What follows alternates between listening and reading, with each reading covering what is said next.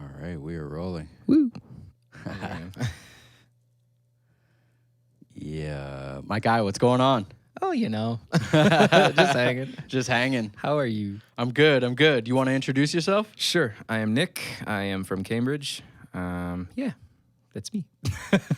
I don't know too much else to say. You dropped an album last year That's true. called Frostbitten. I'm bad at this. Sorry. He goes under the artist name, creator name, Nic Unlimited. For now. Yes. I'm going to change that. But yeah. Getting to the rose gold. I'm getting to the rose gold. Yeah, I like it. That's going to be the new name. I'm looking to rebrand, do everything how I wanted to do it my whole life. Yeah. Finally. Sometimes it takes just like going through the coming of age to like realize what it was you wanted to do the whole time. Yeah. You just sometimes maybe you didn't know how to do it. Yeah. Or you had to, like you said, you have to go through shit. Yeah. Oh, am I supposed to swear? You can swear, That's man. Okay. So I was telling you, it was Trackhouse Official Podcast. Yes. We're rebranding it. It's going to be called Be My Fucking Guest. Okay. So you're like, yo, can I There we swear go. on it? I'm like, be my fucking guest. My fucking guest. Yeah. I love it, man. Thanks. Cool. Yeah. Rose gold, be my fucking guest. Yeah, it's going down. Yep. Yeah, man. So like, thanks for being here. Like, Thanks for having thanks me. for buddy. taking the time, man. I don't think we've talked here and there online a little bit, but I Yeah. haven't seen you personally Since high school. since high school. Barring that, yeah. Yeah, It's so at crazy. least 10 years. Yeah, and I've always wanted to tell you what I've appreciated about our relationship for what it's been, is that you've never really ever made me feel uncomfortable for being me. Ah, yes. Because you've hung around the hip hop community for a while now. You've been in the scene and coming from a sort of more gothic background and metal background, it's Yeah. sometimes you don't cross those worlds, and sometimes you don't feel comfortable crossing those worlds. But you've always made me feel comfortable being who I am. So The pleasure's Mr. all Tait. mine, man. Yo, it's really interesting. Just like, because I used to be probably more judgmental towards people who I couldn't relate to. I guess that's just Yeah. insecurity of my own yeah, same. as a youngin', just trying to figure it out. But I think what it was at first was just the overall appreciation of like, yo, you're just like a dude just trying to make some bangers and just perform live and get this music shit going. So Yeah. off top, I was like, big ups to you for, Thank you know, getting out there and getting on stage and doing what you do best, you know? Yeah. You remember that very first talent show at Cameron and I got a sandwich thrown at me? You got a sandwich thrown at you? No. That was my first show, and That was your remember this my first day. show. Yeah. I mean, that's what the shit that you tell people, like, at this point in your life, you're just like, yeah, I had a here I sandwich am. thrown at me. Fuck. Yeah. That's Yeah, okay. yeah, I've had the booze before, for sure. Yeah. Nothing ever thrown at me that I know about. Hey, it's But okay. Since the last time I saw you, so in the past, say, decade, man, like, you've probably joined how many bands, baby? In that time, maybe like 4 or 5. Did you do a lot of performances and stuff like that? Yeah. Yeah? One of them was pretty active. We did a bunch. Well, not a bunch. We did a handful of small tours. We did one in the UK as well, which was really, really fun, really eye opening, in a lot of ways. How was that? It sounds like I was gonna say. It sounds glamorous, but it was really nothing different than what you'd experience here. Like, you're lucky if you get 40 people at a show. Yeah. But it's not about that. And I'm learning that as I get older. It's, you throw everything together and you sling it for however long, 2 weeks, a month, whatever, doing your tours and all that. And you end up feeling like crap because not all the turnouts are that good. But then you remember it's not even really about that anymore. It's about showing that you're busy and that you're working and that you can do it. Yes. So 100%. And yo, that's real, bro. I never looked at so. it like that. That's a gem right there. I think so, because then if you're hoping to get help from a label or whatever, that they see that and they're like, okay, so they can sustain themselves. It's that catch-22. Yeah. They don't give you free shit until you can afford to buy the free shit. Exactly. Gotta look like you can hustle. You know? And you know, when it comes to, say, looking for funding for maybe a project or something, they want to know that you're probably going to make this either way, whether they invest or not. Right. It's one of those things where you have to believe it so much to make others believe it. to really get on. They don't need to know that only 30 people showed up to say a 1,000 venue, Cap you or know, whatever, but like that's just it. As long as they see the show's got to go on, man, it's got to keep going. And then who knows what it's going to be like when you come back around, you know? Right. Hopefully it's a lot more people, right? But then yeah, maybe then if it's still, 20 sometimes people. it's just the promo, right? You just got to Yeah. get the promo going. And somebody told me this the other day. He said, us as artists and entertainers, if we want to really make it to like that, I don't know, I don't want to call it mainstream, but really have a really serious following. Yeah. You have to be really fucking good at promotion. Yeah. Really. Like it might be the number one skill. Yeah, you got to become all of it. Like you got to become the artist, you got to become everything. The publicist, the promoter, you got to be everything. Yeah. So that leads me to your album Frostbitten. Like I know you're so multi-talented. What did you all do on that album? Did you do everything? I feel like there was a couple of featured singers in there. Or did you do all the vocals yourself? I did all the vocals. No. I had Because I was like, yo, there's like, you've got like the growling, but then you've also got like, I can hear like, I thought it was a pop singer on there. Yeah, it's me.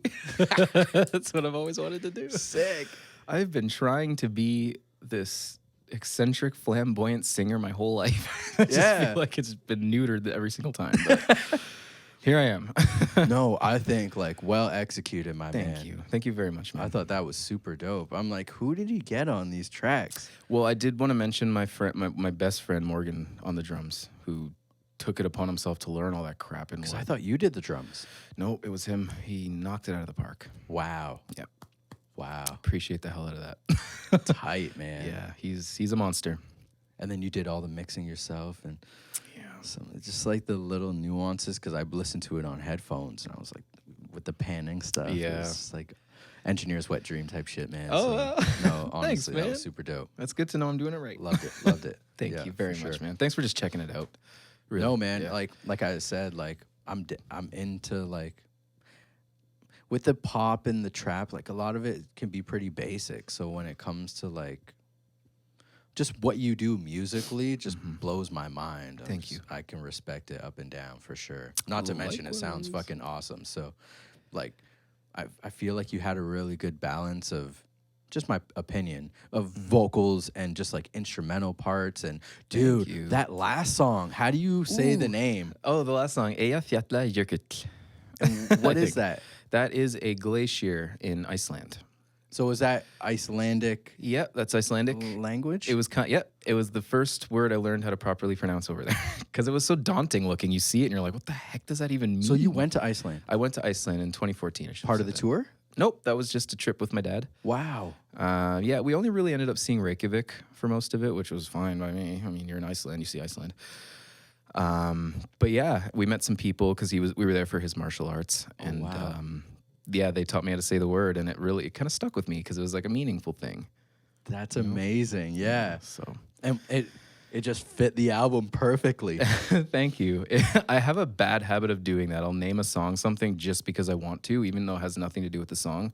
Yes. Which it kind of doesn't, but you know, you can find a meaning if you really look. You can. And so you don't give that much thought to your titles? I didn't before. I will be now in the future. Yeah. I was very vision-based in the past as an artist. Yeah. And you might be able to hear that on some of the stuff because it's very sprawling. It's very long, a lot of the songs. I think it's so dope. Thank you. It's a journey for sure. Yeah, and I was more so treating my music as like a painting in a sense. Yeah. Just do it till it's done kind of thing. There's a term for that. Yeah? I don't remember. It's not synesthesia, is it? Yeah, synesthesia. Okay. Yeah. Would you say are you self-diagnosing yourself? You're like, yeah, I probably have time, that. big That's time. ill, man. I do make connections. I'm super with jelly of that. Yeah? Yeah. Oh, wow. Yeah, and it's weird. You just got to take it for granted, I guess. Now, self-diagnosing, we'll keep that. You like that? I just feel like I'm a synesthesiac, but I might not be. No, probably. Oh, that's super dope. So do you have like a project that you're working on now? I know that took a fucking solid amount of time. That took forever. But how do you feel coming off that project? Are you like, this is something I want to keep pushing? Maybe like do some shows off of it. No. No, you're on to the next already. I'm already on to the next, and I shouldn't respect it. And I even tried. Like I was like putting social media stuff out, saying like, yeah, I'm gonna do shows and all this stuff, and then my interest just flew right somewhere else. How, I know it took you a long time to do it, from probably the time that you had the first idea of it till the end, but where was the bulk of the work done? What year would you say into the process? Near the end? Yeah. At the beginning? Oh, really? Yeah, near the end, 2018. I've been writing that album my whole life, actually. I've been working on that one since I probably wrote my first song. Wow. Yeah, the first track, Frost, the second half of that song is as old as I am, pretty much. Not really, but as old as me playing music. Wow. Yeah. It made it on the album. Yeah, and I think that's what contributes to me being so done with it. Yeah. Is because I've been working on this thing forever, and it's finally done. Yes. So now I can be me now. Yes. Yes. Do you find that, so that's your first solo project? I think it's the second album, but even that one was old stuff too. But the Nic Unlimited, is my first solo project. Okay. Yeah. So you're just kind of, you've outgrown that album. Yep. You're on to the next one. Yep. Did you ever start working on side projects in the midst of creating this album to where it might even bleed over to the new album? Yes. Yeah, I started writing a lot of the Rose Gold stuff in the midst, actually. Interesting. Yeah. Sometimes I find it really hard to do newer stuff without releasing the older stuff. It is hard. It really fucks me up mentally. Because to you, it sounds old the whole time. Yes. Like forever. Like I have a song right now that no one's heard, and it feels old to me, and I don't want to release it anymore. And I've been preaching for like a year. I'm like, it's new to anybody who hasn't heard it. Yeah, exactly. Here I am. I'm like, It's hard. So now I just need to release the old stuff and move on because it's really messing with me. Yeah, I know how you feel. I think that's just us being able to see a little bit too much on the inside. Yeah, for sure. And I feel like a lot of artists do that, you know, that you'll see that they'll work on a song. I see it a lot. They'll work on a song, and sometimes it doesn't come out for like 6 months, a year, and you don't even see any other content between when they first probably promoted the song and then whenever they drop it.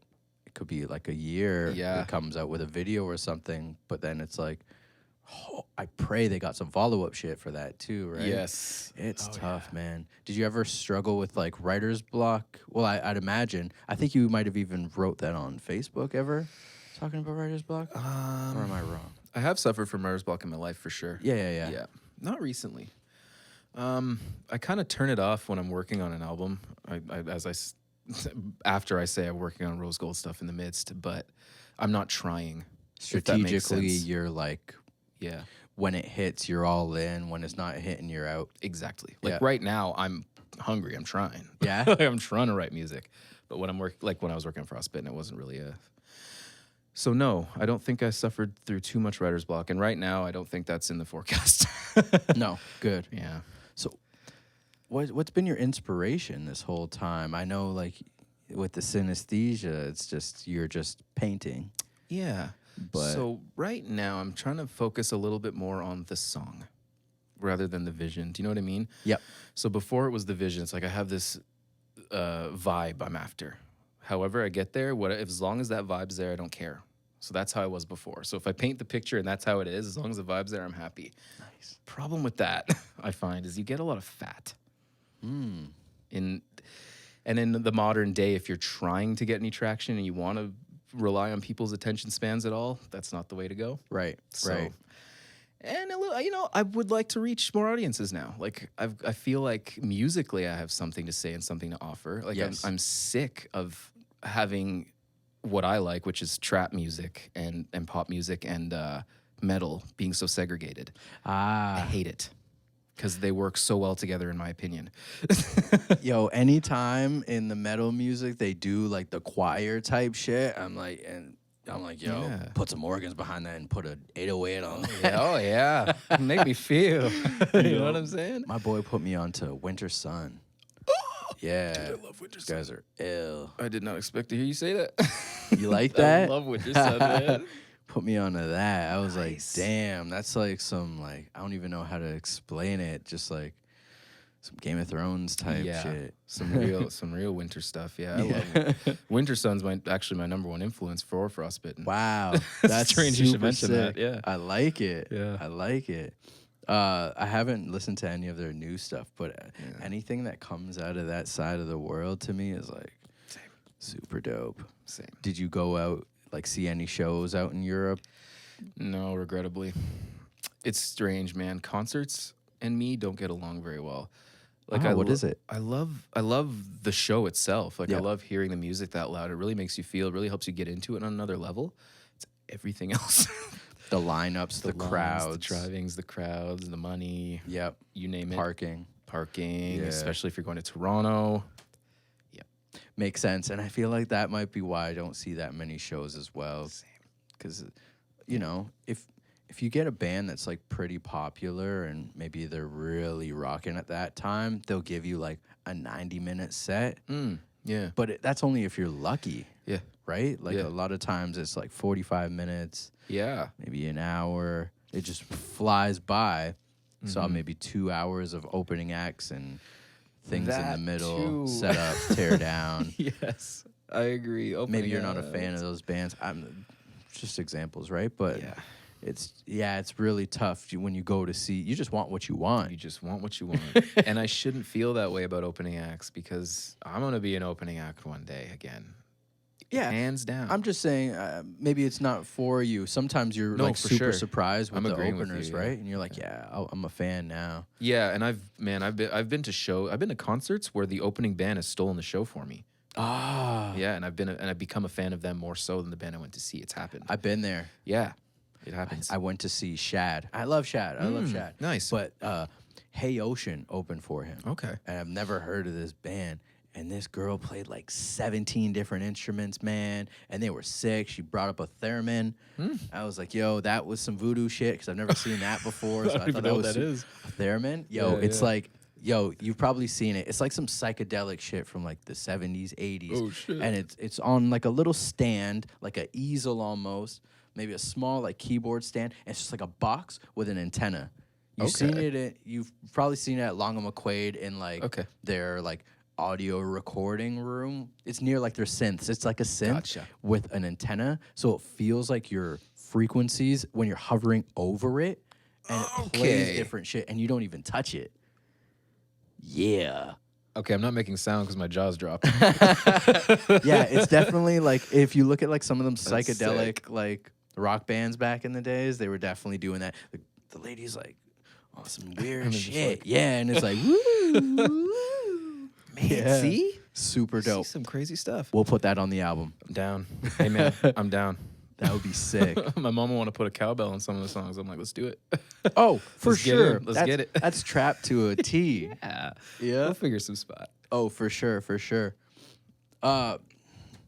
So the rose gold, just image, idea, secret project. I guess. You're saying it's gonna be, you're kind of trying to do a little bit more pop style, but mix with what you've done in the past and like all of the knowledge and experience, the metal aspect. Yeah. I think, sorry. No. I was just gonna say like super fascinating. Thank you. I think I've always, like I said, I've always been eccentric in some way. So I started with metal in high school. I didn't really listen to much before that. I listened to like J-pop and I watched a lot of anime. And I played a lot of video games, the soundtrack. So that's what I was listening to before high school. Yeah. Then I get to high school and my friend shows me Slipknot.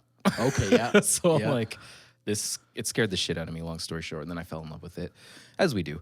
Rebellious Yeah. age. So I got into something that eccentric right from the start. Like, I don't know if you know much about Slipknot, but they were wearing masks and costumes. And They did a song with my favorite artist when we were in high school, Nas. Oh, yeah? Yes. Yeah, they did it for a video game, one of them snowboarding games. Yes, and they were collaborating back then too. But Fucking loved it. what I found about hip hop metal collaborations all through my life is that they were gimmicky. Yeah. It's always like, hey, look, we're bridging the gap, Yeah. rather than, hey, here's a good song that works. Yep.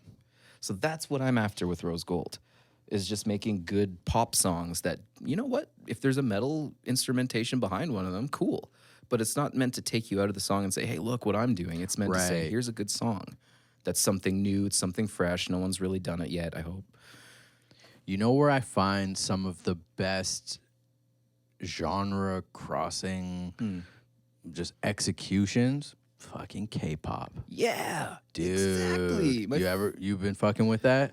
Slightly, because Morgan, the guy who did the drums on my album, loves that stuff, and Yep. he's exposing me to it. And man, some of those songs are bangers. My buddies put me on, and they can do everything just as well as like anybody. Those producers behind that shit and the songwriters, they execute trap so well. Exactly. Pop is done better than American pop, in my opinion, Man, for quality of just song. Yep. That's a great example, actually, I would have to Dude. say. Yeah. So I've never heard anything where they really incorporate metal, but they'll put in live aspects in there for sure. Yeah.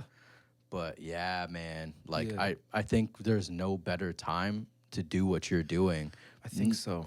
Maybe because just there's a lot of genre mixing already that it's to like socially it's more acceptable, it's more pleasing to the ear, I think, because we're used to it, or maybe we're just looking for something fresh. Man, I think it could be a bit of both. Yeah, I think it's a result of a very high stimulus. I feel like trap's gonna move into something a little bit different, a little bit more like authentic. Yeah. Less, I feel like there's gonna be a lot of the copycats falling off. Yes. Eventually, because It has to. how many Lils and Youngs are you gonna listen to? If they're all doing similar shit, you'll probably pick top 3, maybe. At least that's how I listen to music. Yep. And when I'm stuck on something, I listen to everything until I'm like sick of it. Yeah, man. That's where I'm at right now. I listen to like a lot of Cali rap. So I work and do a lot of trap, Yeah. but I've been listening to like the like funky shit. Yes, that happens when you're working a lot on something. You tend to listen to something else. Dude, my boy put me on to Thundercat. Thundercat. Have you listened to him? No. Yo, check him out. Okay. He's got like some Tiny Desk sessions. You ever check those out? Yep. Yeah. This guy, he does like super funky shit. He writes all of his own shit. He sings on it, and he's got like this like falsetto kind of voice. He's done some stuff with like, he's got Kendrick on his album. I think he's coming out with a new album. I think he had Wiz on one of his albums. But it's like, I heard people in the comments, they're like, yo, this guy tunes like all of his shit to like, I don't know, 370 or something. Interesting. Instead of like 440 or something. I don't remember. Maybe it's like 430 or something. Like everything's just a little detuned. Interesting. Yeah. The grooviest fucker like I've listened to in a while. Over in California, man, there's some wicked musicians. Huh. Sick, man. I'm gonna have to check that out for sure. Young, Thundercat. talented people. Yeah. And I'm pretty sure it's like all live shit. Or he'll just go in and record everything and play like probably everything except maybe drums. Yeah. But dude is sick, man. I think you'll really like it. It's really like trippy. I don't know if you're a cat lover. I do like cats. Yeah. I don't have a cat. I'm not a cat lover, but like he made like cat's cool to me. Oh, wow. He has awesome. like these guys like these ad libs in the background, these like harmonizing these meows that he's singing. Wow. Yeah, I thought it was pretty cool. Hey, man. I thought it was cool when Future went skr, skr, skr, skr in the back of a beat for a whole song. So I'm down for some meows. Yeah, for sure, for sure. Some meows. There's definitely some. Do you have like a signature sound like that you always throw in there? It used to be choirs. Yeah, Yeah, I used to put choirs I on heard everything. choirs only a few times in the album. I tried to zone it back. Strategically put in place, and you wouldn't even hear it for maybe the whole song. It would just be at one point in the song that I heard. Guess I did a good job. Yeah, this is definitely live. That's all good. I hope we're still recording. Worst case, the audio's still recording, but No, that's cool. I'm looking forward to checking that out. Yeah. What else are you listening to? I'm listening to Bro, I listened to like 3 artists and it just like binge their catalog. But listen to Larry June, this guy named Larry June originally from Atlanta. I think he lives in like the Bay Area now. He's goes back and forth his whole life. So he's got both styles. So like some Okay. funky smooth shit that you can play when you're like cooking or driving, and then he'll do like some trap shit when you're just like, I want to kick somebody's door down. Yeah. Oh, turn up. Figuratively. yeah, for sure. Some workout shit. Cool. So I thought that was Okay. pretty dope. And bro, that's about it. I've been taking in some more podcasts. I've been really into audiobooks. I DJ bad. as well. So I'm on top of like all the popular music. Okay. But to like dive in, I just downloaded a few albums not too long ago. I haven't really got into them. I really like Freddie Gibbs. He's an artist that works with the producer Madlib, so they go pretty crazy with the production. Nice. These guys, Griselda, it's these 3 guys from Buffalo, New York. And they Okay. sound like the best 90s rap music, it sounds like. But it's Okay. new shit. Yeah. And like all their album artwork is fire. They do only like limited releases of all their merch. And they're like direct to consumer, no middleman. They just signed a Rock Hey. Nation deal though. Hey. But yeah, so those guys, and they also signed a Shady deal, I'm pretty sure. So Eminem, yeah. That's kind I of what listened I'm to looking. the new Eminem album. I thought that was pretty good. Me too. I liked it. Yeah, dude. Morgan again was like, check it out, and I was like, okay. I'm kind of over Eminem. Glad you did. Oh, so glad. It was different. It was some different. different shit. I will say the only thing that threw me off is that he sounds like he's adapting to the modern sound a little bit begrudgingly. Yes. Yes. It sounds like he's begrudgingly doing it, which is the only thing that I heard that kind of took me out of it. But other than that, With it's so the good. triplet type of flows and shit Yes. like that. And some of his, I don't know if cadence is a word, but the inflections in his voice when he says certain words. Yes. Also, I was like, okay. Yeah, it's but I'm like, yo, like I thought he said everything already. Yeah. You know? Yeah. How is he still finding clever ways to say dope shit? I know. Lyricist. Yeah, and still locking everybody that I love down. Like who? Well, just like the modern trap thing, you can hear him kind of Yeah. poke at it here and there, you know? Yes. I do like my contemporary music. I like the music that's coming out now. You do? Yes, I do. I like it. Not all of it, but Like in terms of like maybe like trap music Yeah. and stuff like the Migos, Yes. like Young Thug. yo, I love Young Thug. Yeah? I love Future. Future's my favorite rapper. I love Drake. Yeah. And pop music as well. I love modern pop music. Camila Cabello, an artist called Kim Petras. A lot of it. Petrus? Yeah. Never heard. You're gonna have to put me on. I will. She's fantastic. Do you have like a favorite producer? Yeah, I have a handful with that. Yeah. You okay? Who do you got? I like Metro. I like Tait. I really like Southside. So you're really into like who's making the beats? Yeah. Yeah. If the beat sucks, I probably won't listen to it. Southside's a monster, eh? Love Southside. Because it's all aggressive. Yes. I guess that's what I like. Yeah.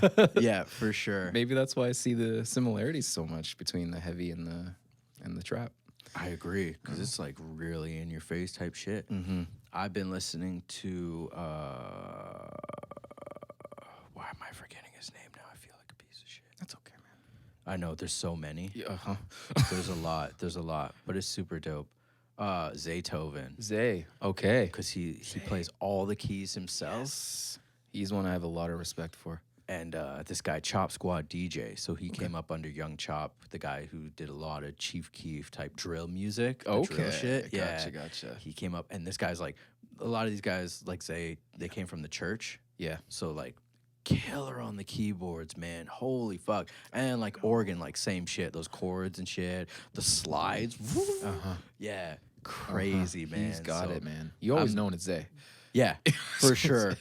Yeah, because like that's what people put in their computers. They'll program those melodies in their computers, like the Yeah. crazy intros and shit like that. Yeah. Like, yeah, I would too, you Uh-huh. know. Yeah, But if you uh-huh. can do it, yeah, like super talented. I love Cardo Got Wings. Okay, never So heard of. he did God's Plan. Ooh. But before that's a that, good beat. yeah. Oh, man. Before that, he did like he's a Cali guy, so it's a lot of chill stuff, but with with some 808s on it. Nice. So Okay. it'll be like some funky shit with some 808s. So think of like I can get into that. early Wiz and Currency shit. Okay. Smoking shit, but that you can cruise to, that just like hits a little bit. Just before it got all 808. Yeah, Yeah. exactly. So he's still keeping that sound going. He did like Seen It All for Jeezy and Jay-Z, but I think like God's Plan might be one of his biggest songs. Nice. And That's of a course, good one. like the Metros, of course, like the whole 808 Mafia guys. Those guys are sick. Sunny Digital, he's nasty. Yep. There are more that are escaping me. Jetson's probably the biggest producer of 2019. Oh Lord, Jetson made another one. He was on. He did a lot of shit for DaBaby. Oh, okay, that's probably why I don't know probably, too much. DaBaby was probably the biggest artist in 2019. Came out At of least for nowhere. rap. Yeah, everyone was talking about him, man. And I remember he came out. Well, how I heard him was the song "Baby" with Lil Baby as well. Yes. But I like Lil Baby a little more Yeah. because I guess I'm just more into the Atlanta thing. But. Yeah, for sure. But yeah, Do you fuck with Donald Glover, Childish Gambino? This Is America was the first time where I actually felt something off of one of his songs, but I haven't really tried. You ever check out like Community? I haven't been able to watch it anywhere. Oh, I've been trying to word. watch it forever. Yeah, maybe they took it off Netflix or something. Yeah, my friends love that show. They've been trying to get me into it forever. I saw Childish Gambino in 2011. Live. Yeah. Nice. Holy crap. At Opera House. Uh-huh. I just heard he was in town. I think I actually got in free. Ooh. I don't even remember who I went with, but he was like still really into acting and stuff. I mean, he is now because he got Atlanta at the shows. Yeah. I heard it's fucking amazing. I just don't watch a lot of shows. Me but, neither do I. Me neither do I. But apparently he did like comedy for like half an hour and then rapped for like another half an hour, like split it up. I came like tail end when he was just doing straight raps. That's cool. Yeah, so I was like, yo, that's interesting. 'Cause Yeah. I mean, he can do both. Yeah. If you can do it. Yeah. Split it up, and if people are into it, I guess. Yeah. Super talented guy, though, man. He's sick. I don't listen to enough of his music. Me neither. I have friends who do, so I should probably ask for what's I good. have like a deep desire to listen to like some music with like sustenance and substance. Yep. But I don't get around to really listening to it a lot. I find that Is that what it is? for me, it's I have to be alone to really take in some shit. Yep. That like I'm not gonna listen. My lady probably doesn't even want to hear like a Kendrick album in the car because it's just a little too much going on. Where she's like, "Yo, I just want to listen to the bangers." Like, yeah, you know, you're talking, and I'm imagining why I don't spend enough time on the serious stuff either. right? Because I'm we thinking talk about about like Future and those, and they have good music, but it's not. What are you getting from it? Nothing. I don't find that it's doing me any good. No. Right? Where I'm feeling for like, yo, give me some fire like gems or just like some good, I don't know, different perspectives or some different bars even. Yeah, I've been, and as for speaking of Rose Gold and how I wanted to put rap back into it, thinking about subject matter because, as you said, like all we're Yes. taking in is, you know, Miley, Zans, guns, all this stuff. But it's like I can't say that stuff. Right. None of that is about me. Yes, yes. Like, I'm not a gangster. I'm the farthest thing. I'm wearing Wish jewelry. I like it. That's what I'm wearing, and that's what I'm going to sing about. Yeah. I'm going to sing about wearing $2 rings because hell yeah. Yeah. And I think nowadays, like, I feel like it was always a thing to be like accepted in one way or another. And sometimes like, well, all the time it was like not beneficial because you were just acting out a character. I'm just speaking from my own experience, right? Yes. And now I just think there's a lot more opportunity or a lot more acceptance in being like different. Right. I Like, agree. If I wore $2 jewelry, say 10 years ago around certain people, like I wasn't able to hang. That would be a no. Exactly. Right? So I find maybe a lot of kids nowadays, they're begging their parents for like $400 belts. Yep. Or $400 for the belt. Or they're going to go rob somebody for like $300 Jordans because they have to Exactly. get them. And you are not wrong. I work at a restaurant. Glamorous. I work at a restaurant and I see a lot of teenagers coming in. So you just see it. You just see it, all the names that they're wearing. And I'm Yes. like, I know where you work. Yes. I know you're dropping every last cent you have into this. If not, you're buying fakes. Why? Yeah. And to your point earlier, it's like that's what you're listening to. That's what you're hearing. That's what these people are perpetuating. Yes. I don't know if I want to add to that. Because it's really hurting like the young people and their like confidence. Agreed. Yeah, and getting them into bad habits and stuff. And when I'm rapping about $2 rings, it's for a reason. It's to show that you don't have to do that. Yes. For whatever reason. It's like you just do you, and you can own that. Yes. That's all you need. Yep. You choose who hangs with you. Yep. And now I'm realizing like you can see past like the fashion and the jewelry, and you can tell whether an individual is cool or not. Yes, they sir. just carry it with them. Yes, sir. Right? It's really interesting, and I think agree. maybe it just takes time. Yeah. I feel like I've always been trying to find myself, and like agree. I'm still kind of on the hunt, but I feel like I'm getting closer. Yeah. Must be maybe it's coming with age, or I think we're the same age. Yeah. Yep. Yeah. Yeah, it must come with age, and teenagers will always be impressionable. I think maybe, changing what they're consuming could be. Yeah. So what I wanted to do was like show kids like, yo, you can be you. It doesn't have to be expensive. It doesn't have to be like glamorous. It doesn't have to be violent. Like Yeah. trying to teach a man like you can look fresh in a white tee. Yeah. Some nice jeans, Yeah. clean pair of shoes, like take care of your shoes, like Take care of your stuff. take care of your shit. I was thinking about it on my way here. Be nice to people. Be nice to people. Exactly. Back to what I said, what I opened the show with about how you always made me feel comfortable. Because we were teenagers when we met. We were in that. Yeah. We were in that area. Like everything, we were influenced by everything. And it's like to not feel that judgment from that clique, if you will, Yeah. meant the world. Yeah. That's why we're here today. That's why I've always held you in such a high regard. Respect, bro. You know what I'm saying? It's full circle, I guess. Yeah. Yeah, for sure. And I tell people in conversations that I have, I'm like, man, I feel like I'm glad I didn't put out like a lot of bad energy, especially because I still live in the city that I grew up in. And I see a lot of people who I probably could have been an asshole to, and I might have in some cases for some people. Yeah, I did. And I got to look them in the eye. Sometimes maybe that's the person serving my food, or maybe that's the person like who might fucking give me a ticket if they pull me over. Yeah. You know, like you never know, right? Karma's a bitch. That's the truth.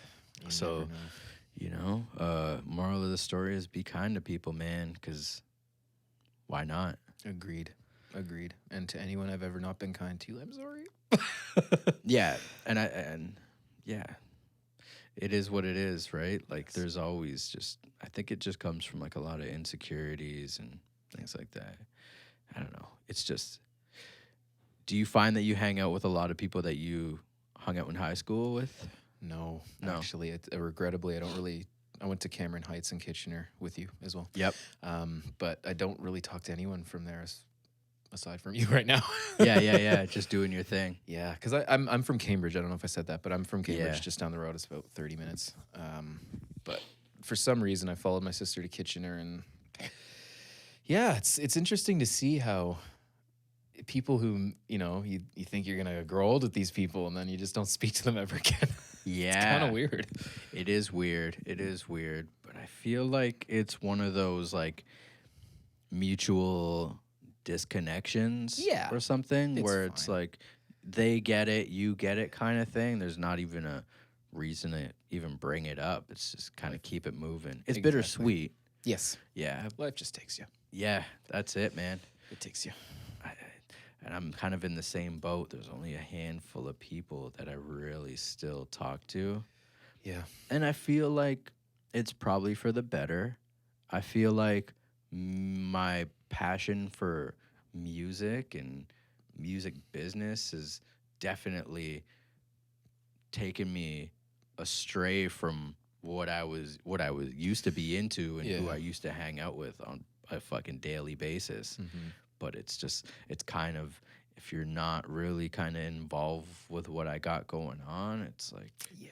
I love you, but like I'm only gonna see you here and there. No Yeah. disrespect, but like Doesn't fit in the day to day anymore. yeah, and at the same time, like I really understand that just like relationships are just everything. Yeah, man. The people you surround yourself with, I agree.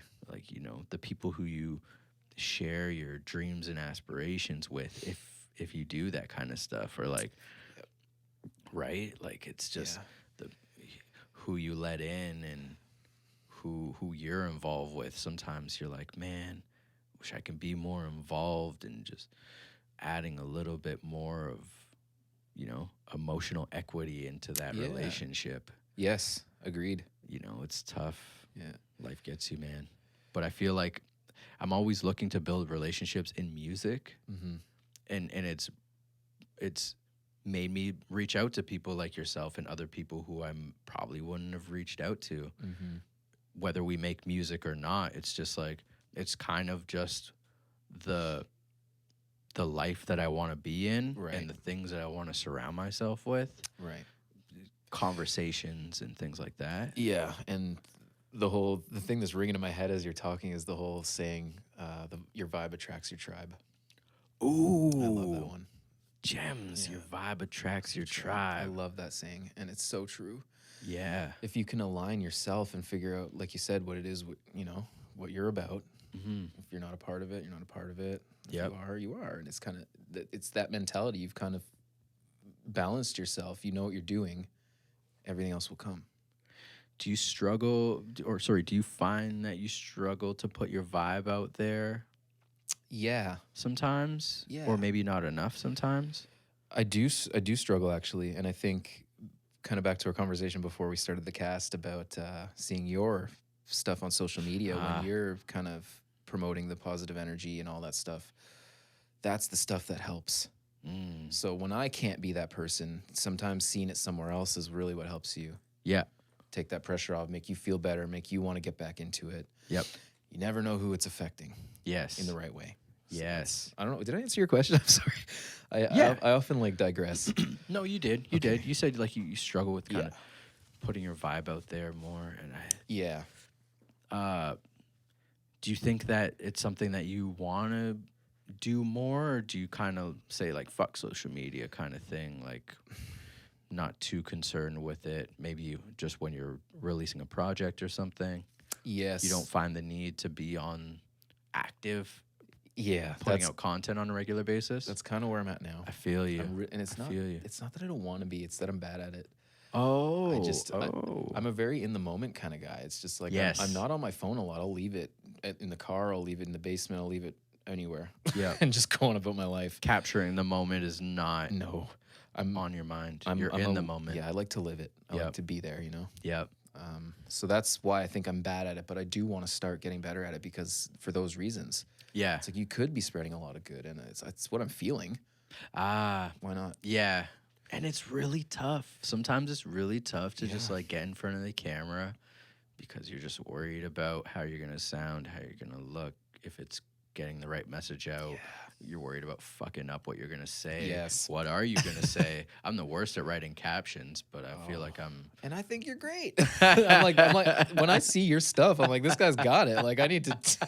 like, I got to figure it out. Oh, shit. See? Hey, thanks for recognizing that, man. I feel like I don't post enough of that type of stuff. It takes stuff like this, you know what I'm saying? And I don't think that's for me.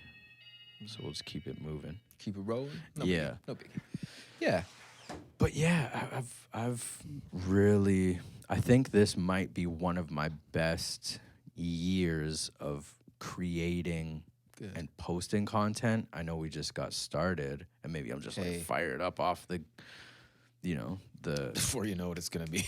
So it's going to be 2021 soon. Real talk. Yeah. So that's where I'm finding like podcast is super dope to put out like long form content. Yeah. Maybe break it down, take some of those gems and put it in different parts, So agreed. I think like that is something where not only I can put myself out there, but the guests that are on the show as well can put themselves out there and have content for themselves to promote and show another side of them, because people only see what we give them. Yes. Right? Yeah. A lot of times we're so in control of that, but we're limited to what we can give them as well. Yeah. Right? Yeah. Like, you can only give so much, I guess, because you also can't show your true self in a caption. Yeah. For so many reasons. Even 100 captions. Yeah. For so many reasons. Yeah. Yeah. Yeah, man. There's so much to a person and so many special things and so many things about a person that it can't be given in any caption or in any capacity. Like, you can only share so much of yourself with a person, let alone a group of strangers. Yeah. So I feel like this is a place for me to really show my true self as like unfiltered as possible. So it's like down the road when we're looking back at this type of shit, it's like I'll be held accountable for things I might have said or how I acted or the ideas, or just like to see the change of thought or perspective. Like that? What's that? Do you like the idea of accountability? Yes. I do too. I fucking love it, dude. I thrive on it. I need to be held accountable by other people. Yep. Same. Like, that's the best time, the only time I was probably in the gym. Yeah, man. You know? If that's one thing I would love to get people on, is becoming accountable for your actions. And it's everything. Really, and when I first started holding myself more accountable and being more mindful of my actions and thoughts, and I realized how much other people aren't as accountable. Yeah. The more I started to hold myself more accountable, yeah. I'd be like, no, you're just blaming somebody else, or you're just blaming something else. No, like, you can change that. And like, I'm seeing it in myself all the time, and I catch myself here. I'm like, no, nice try. You can try and blame somebody else, but you know it's you. Exactly. And it gets like kicking yourself in the ass like that ends up becoming like, I don't know if addicting is the word, but it's like, no, I don't want to be like that. I want to be better than that. It's like you said, you see it. You see it all over the place, and you're like, no, I don't want to make excuses. Right. That's me. Because it's not the answer. Exactly. It's not. That's another thing I would like to spread. Accountability. Yes. Yeah. Not enough people have that. It's really easy to, well, you know, they talk about it like you'll go to like a penitentiary and some murderers swear up and down they ain't do that shit. Yeah. You know, just because like they don't believe that they did it. Like, they just, I'm fucking innocent. Yeah. And to that point, that's like the extreme, you know? Yeah, but it's something to mention, because if you tell yourself something over and over and over again, anything, eventually you're going to start to believe it. So if you flip that on a positive. Exactly. People, stop calling yourselves stupid. Stop calling yourselves dumb. Stop calling yourselves idiots, because you'll start to believe it. Yeah, especially when you don't mean it. You're just like, I'm just being dumb. Oh, I suck at remembering names. Well, if you keep saying that, you will be. Guilty. Yeah. Me too. I'm guilty for that. I got to clean that up now. Thank you, Tait. No, I'm guilty of it too. No, I'm being honest. Like, I'm thriving on this stuff. I'm always about self-betterment. It's fine. Yeah. It's good. Yeah. Do you read any books? Are you into audiobooks? I got into one recently, and I think it's going to start something here. But what do you this one's a bit controversial, because I know people aren't really about 48 Laws of Power? No, it's the 12 Rules of Life by Jordan Peterson. I got it in the back room. Yeah, it's a fantastic book. Controversial because of who he is and what he talks about in some of his little conferences or whatever. Yeah, a lot of people have written him off as this or that, and again, that's not what I care about. I'm here for the book. Yes. Here for the book. Yeah, I don't remember what people said. I probably won't even talk about it, but I haven't even read it. It's great. Dude, there was something about it, like, scared me. Okay. I just heard, like, from other people, and this is just my insecurities and fears. People are like, bro, like, if you take that in, first and foremost, I asked my wife to buy it for me for, like, my birthday or something. I should have asked for the audio version because I suck at reading. It's hard sometimes for So me too. especially that book, I heard like there's some crazy words in there. Yeah. And I'm probably gonna need a dictionary. I'll probably need to read that 100 times. That is a really good point. I think Wifey will be cool if I like sell it and buy it as audio version I think so. because I'm consuming books so fast that I'm really pissed I haven't gotten that one done. Well, if it Or helps started. if it helps your case at all, I'll now that you mentioned it, I jumped right on the audiobook. I didn't read it pages, and now that you say that, I probably wouldn't have retained as much because of the daunting vocabulary. Yeah. So So you'll point. probably re-listen to a chapter over and over again, eventually Yeah. probably increasing the speed because you'll hear it more often. You're retaining more and more. yeah, man, Yeah. it's kind of like listening to a podcast. In a I lot of love ways. Audible. Yeah, it's great. You Yep. sit there and they tell you the story. Yep. It's Yep. great for working in the kitchen for me. Ah. Yeah. So you work in the kitchen, I so work you in the like to do kitchen. the audiobooks while you're whipping it up? Yep. Nice. I While I'm like cooking. it. That's sick, man. What do you like to cook? At home, rice. Rice is like my favorite food. Ah. Anything with rice. I make a lot of like Thai stuff, fried rice stuff, Mm-hmm. dishes like that. Mm-hmm. I love it, man. What about you? I love it. Bro, I've been vegetarian for 4 years. Nice. Yeah, Good so for I you. decided to do like as much of a plant-based diet as possible. Right on. I don't really pressure wifey into doing that. It's only a Yeah. personal thing, you know? I'm with it. Yes, but both of my brothers decided to go vegetarian as well. Nice. One shortly after, the other more recently. But I didn't cook before then. So being the only person that eats that type of stuff at first, I got to fend for myself. Yeah, gotta learn. Yeah, so I just looked into easy, inexpensive ways to not eat meat. Yeah. And just not eat Kraft Dinner and French fries all the time. That's the one. Yeah. Still eat kind of healthy too. Yeah. So I love cooking any ethnic dish. Yeah, man. Like any curry stuff, That's what I any too. like any Asian food. Yeah. Yeah. So like I'll do like I started doing like some Indian dishes. Oh, you have to give me some tips. Yeah.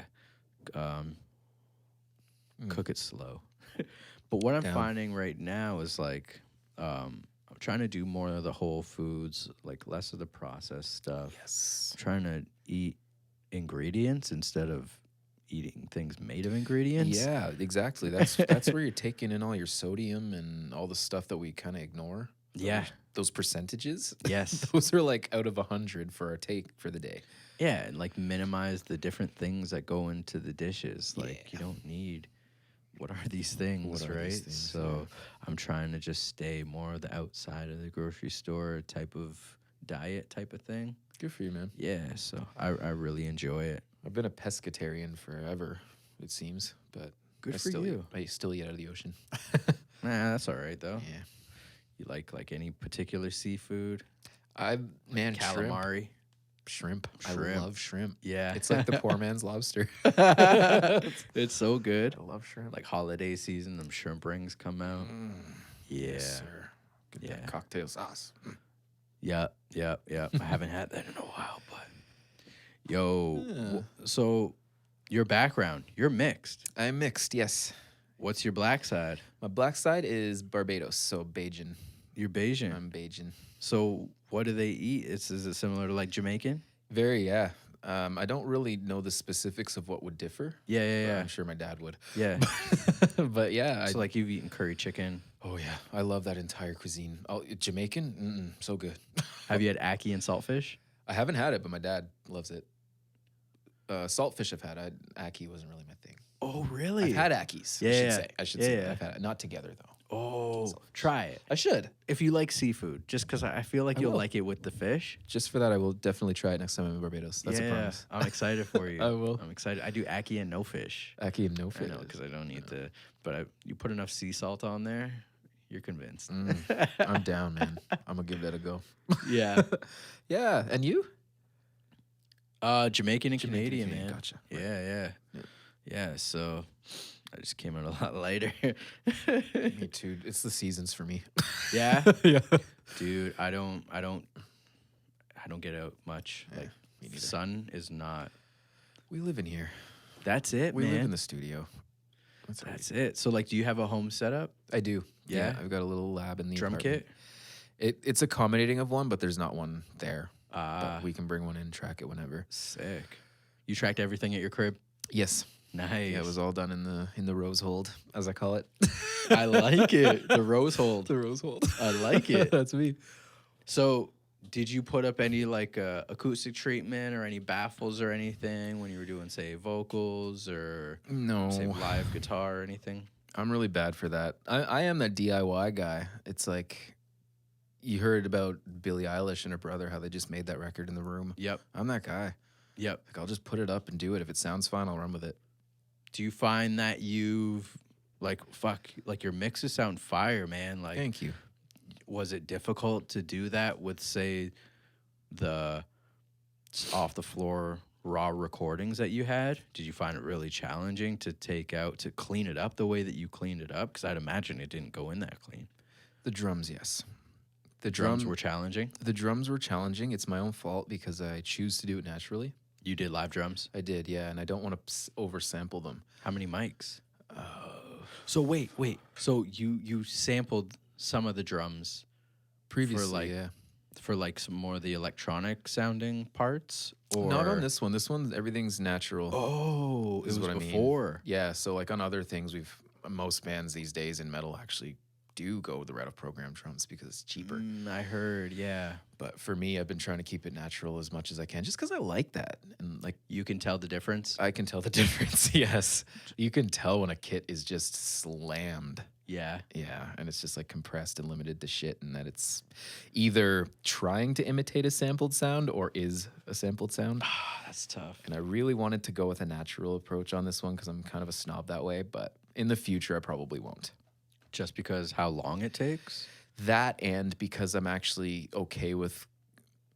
I've had my nose in the air about it too long. It's kind of a snobby thing. I have to not. It depends who you ask. It depends who you ask. I guess. Yeah. Because if that's what you want, It's true.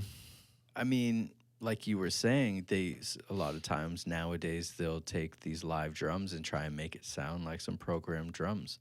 Yeah. But can you make the programmed drums sound like live drums? Yeah. It's really difficult. Nowadays, it's getting easier. Is it? Yeah. Just the samples are so good these days? Yes. Yeah. Because they're focusing on it, and I'm here thinking like it's a great idea for all of these reasons. Yeah. But is it a great idea? Sorry, is it a great idea? I think some of those electronic drums have like the technology to make it sound so natural. Is that it? Yeah. Like some of those grace notes and some of those softer hits. Yeah, man. Like they're getting it down. They're just tracking as many variations as they can. Yeah. And making their algorithms better that they can actually make it seem. You can program the velocity of how hard the drummer's hitting now. Yeah. Like you can get into it if you want. But one thing that's not going to save people is having the mind to program a drummer. Because if you're not a drummer, you're not going to be able to make it sound like one. Right. Yep. For sure. And I've realized that trying to make my own music. Me too. You have to. You Yeah. have to. If you want to be able to program saxophone, you got to program it as if you were playing it. Other than that, it's going to sound like a programmed saxophone. Really. Fuck, man. Yeah. That's where like the real. Right.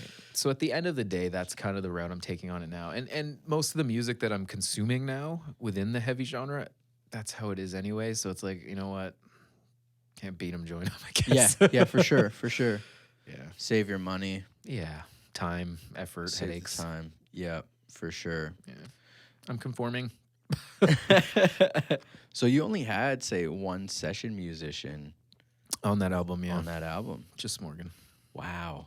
Shout outs to Morgan, man. Shout outs to Came Morgan. through. Always shout outs to Morgan. So it sounds like you're into collaboration more, especially coming around to this next album. Yes. Are you trying to still do a lot or really try to play more producer role and get different parts to come together and kind of like mastermind it? I am trying to mastermind it. Yeah. Yeah? Yeah, I am. I like it. That's interesting that you mentioned that because last night I was like making a song and I'm focusing on the instrumentals right now. So I'm like, today I'm the producer. Today I'm Tait Keith. Today I'm Metro. I'm doing that. That's all I need to focus on. Because if I don't do that, I'll be thinking like Rose. Yes. I'll be like, oh, but this part's too long, or this is this. I'm like, just let Metro do his thing.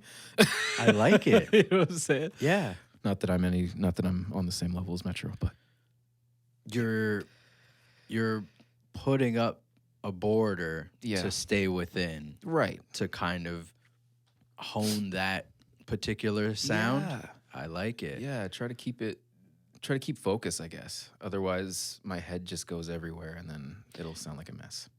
Yeah, so like I've heard of stories of like Kanye putting up on like a big board in the studio like a word or like an idea to kind of keep everybody focused.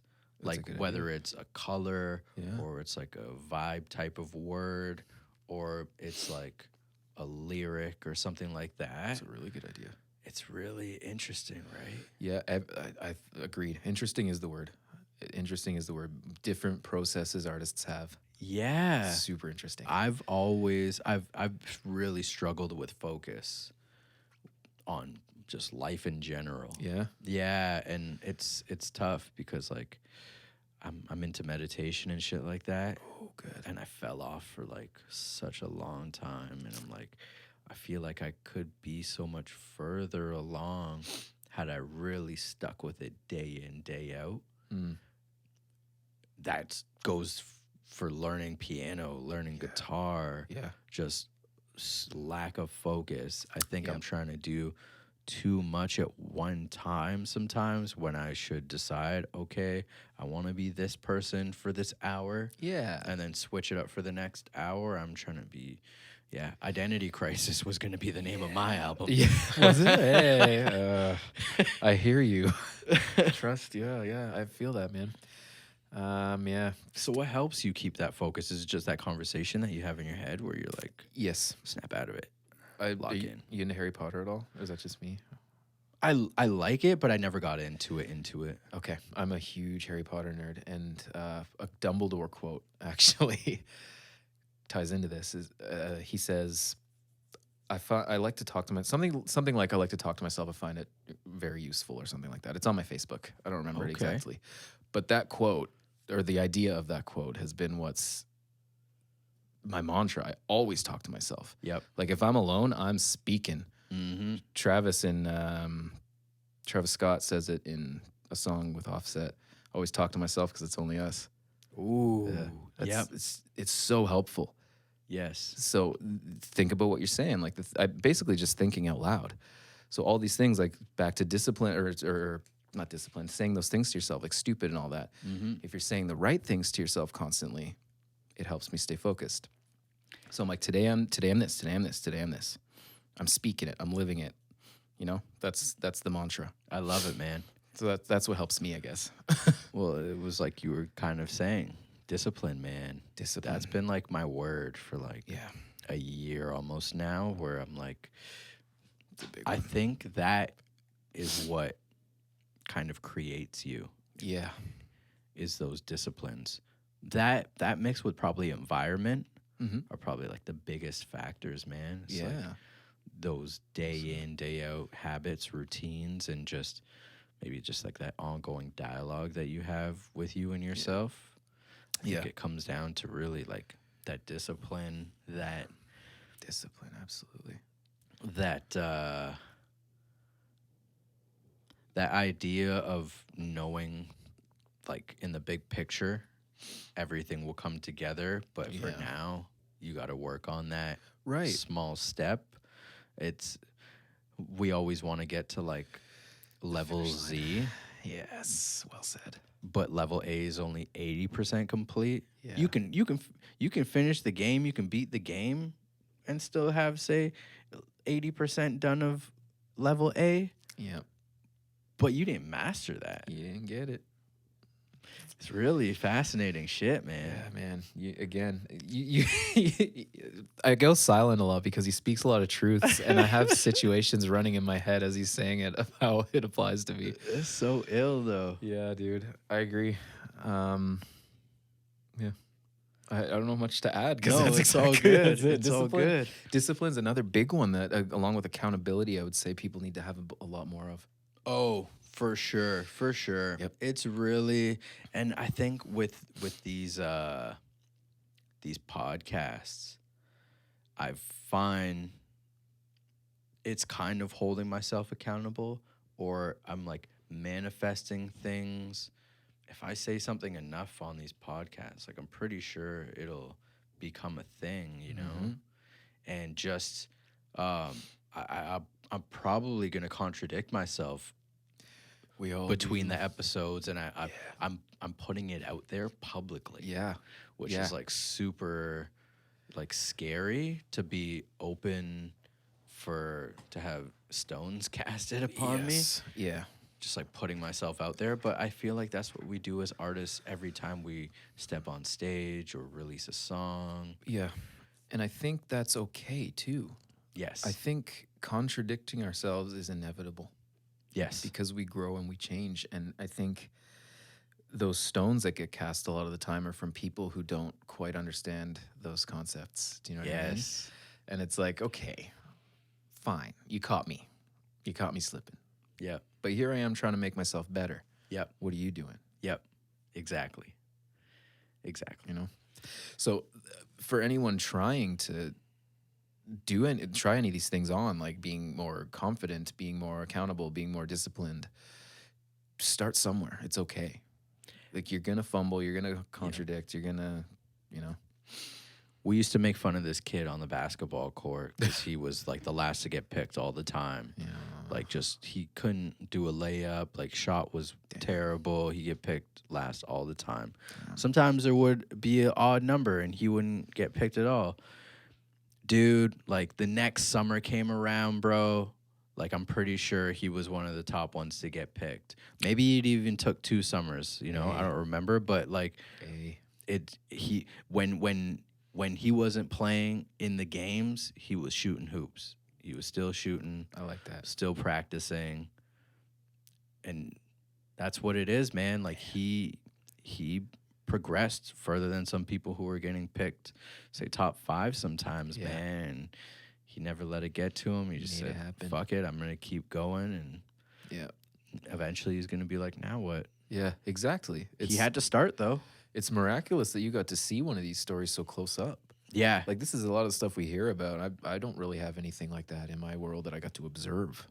Yeah, I kind of just did, like, subconsciously, like, looking back, because I was one of those people in those games. Like, I wasn't worried about him. I'm picked. I'm playing. Like, not worried about what's going on. But I noticed when he was getting picked and other people weren't, say a year, 2 years later. Yeah. I remember when he was putting up buckets on shooting over people and shit. I'm like, okay, like, Tait. That's what's up. Yeah.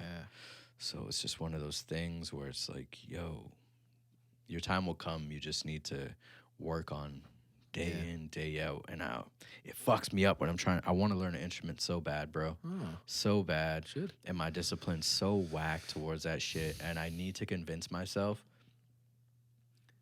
that I need to do it. And I think finding one that you're excited about would be half that battle. I want to be sick at playing the piano. Ooh, nice. For beats. Yes. I want to be sick at playing the guitar. Well, both of those instruments for songwriting. Yeah. I just want to be able to quickly whip up a song. Cool. Yeah. Or like, but in my mind, the ultimate goal for me is to learn to play for my kids. I don't have kids yet, but that's probably a bigger driving force than to like make hot beats. That's a great, That's a great end goal, man. Yeah, it's kind of weird, but I'm like, yo, I want to be able to like sit down, we'll like play some songs or sing some songs. Like, man, I wouldn't have had much to add to that a year ago, but my friend just had a kid. Yeah, and we do. Like he has a back pocket of acoustic songs he can reach into and play some stuff. And me too. I have an acoustic bass, so we were doing that like last month, and his kid is just fixated. He loved it. He loves it. Oh man! Anytime his daddy opens his mouth to start singing, he's just like, "Hello." Wow. He's just loving it. So I think you that's don't great. have kids, eh? I don't know. No, not yet. Too worried about me. That's all right. I'm selfish right now. That's all right. Still taking care of yourself. Yeah.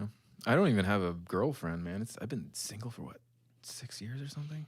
Long time. Married to the music. Married to the music. Married to myself. Married to yourself. You gotta take care of yourself, man. You gotta learn to love yourself, or I think so. work on yourself. I think so. Because I didn't. No? No, I definitely didn't. And you can't expect to get into a relationship with somebody and love them if you don't love yourself. Yeah. Like, Yep.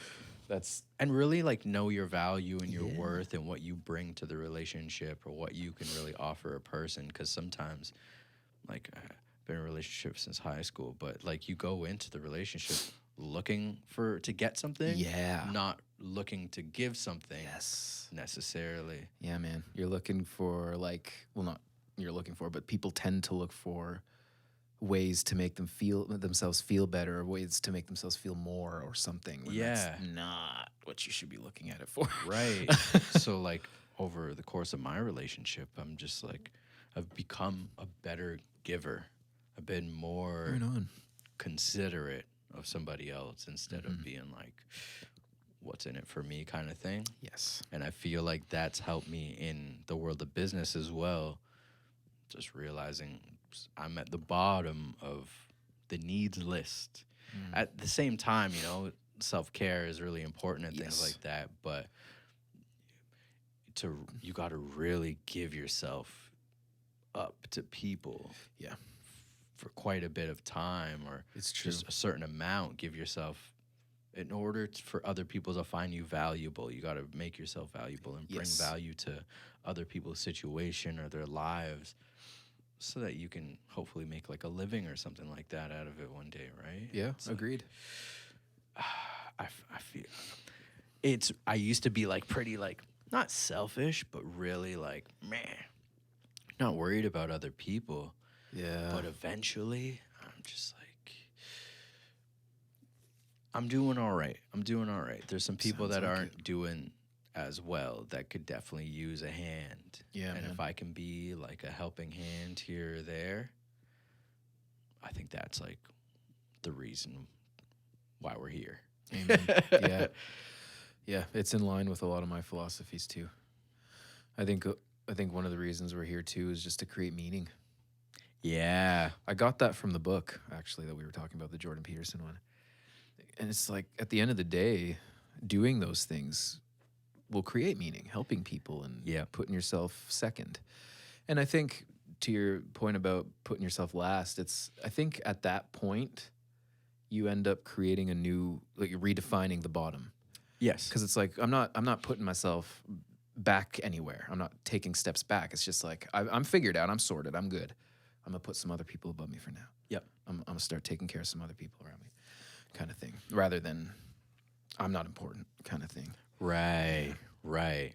And I think it's one of those things like we were talking about before the podcast. Like Dr. Dre said, you know, he never did anything by himself. Yeah. It's one of those things where you take care of the people around you and it'll just all take care of itself eventually, right? Yeah, man. I had this conversation with somebody maybe a month back. Our first, like probably like first half of our lives, probably up until we leave high school or college, you know, we look at everything like the pyramid, you know, where we lie on this pyramid of the social landscape. And then you start doing things to try and get yourself up further on this pyramid. Yeah. You know, like maybe the jocks and like the cool kids, quote unquote, are at the top and like the nerds are all at the bottom. Yeah. But then you get out of high school and you realize like the pyramid was upside down the whole time. Yes. Oh, yeah. You know? Or at the least ones that are getting the girls sometimes are like the ones that were the nerds in school, the ones getting a lot of the bank, the money. Exactly. The ones who had a future. Yeah. Isn't that fascinating? Very much so. Yo. My dad told me that one. He's like, be nice to the nerds or you might end up working for one. My dad told me the same shit, and that stuck with me, man. Exactly. Like, it was really, like, I felt terrible bullying some people back in the day. Mm-hmm.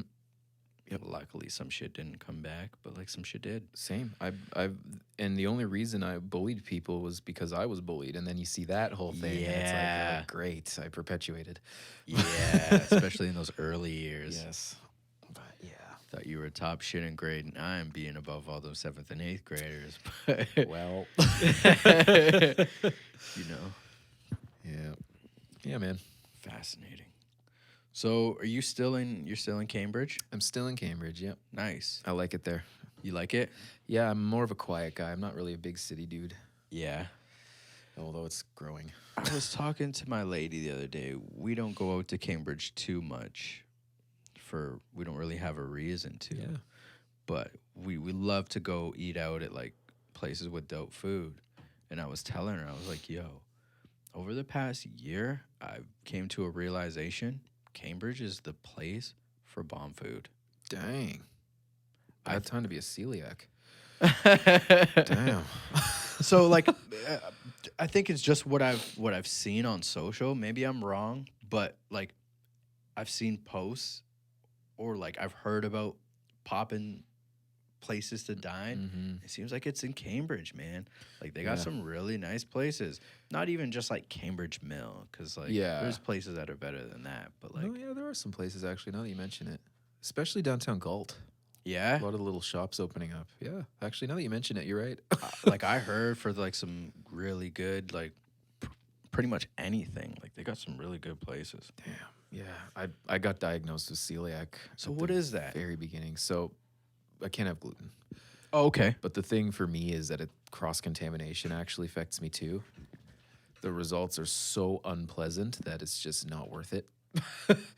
Where does cross contamination usually lie? So gluten is in something as light as flour. So Yes. if we're in a restaurant, like we'll take mine for example, we use flour, but we cook everything else from steaks to rice to everything, right? Yep. Flour could be anywhere. It could float around and land in anything. So I can't eat anywhere anymore. I have to make all my own food, and it has to be gluten free. Wow. Yeah. So that's why I'm not really much of an authority on eating out right now. Yeah. That But makes sense. Oh, I have I'm heard sorry some to even things. bring that up. No worries. I have no issue talking about it. It's been a year now, so I'm kind of at the beginning of 2019. Sorry, not beginning of this year. Like Beginning you of were 2019. officially diagnosed. Like, Yeah. okay. It's a hell of a year. But you always had issue with it. Nope. It just came on. Came out of nowhere. Oh wow. I used to eat with all my glory. Yeah. In all my glory. Yeah. But Oh shit. So you've obviously found other ways to probably make some of your favorite foods and shit like that, right? Like do like a cauliflower crust pizza or anything like that? I buy them. Yeah. I buy some. Right now I'm still kind of buying things.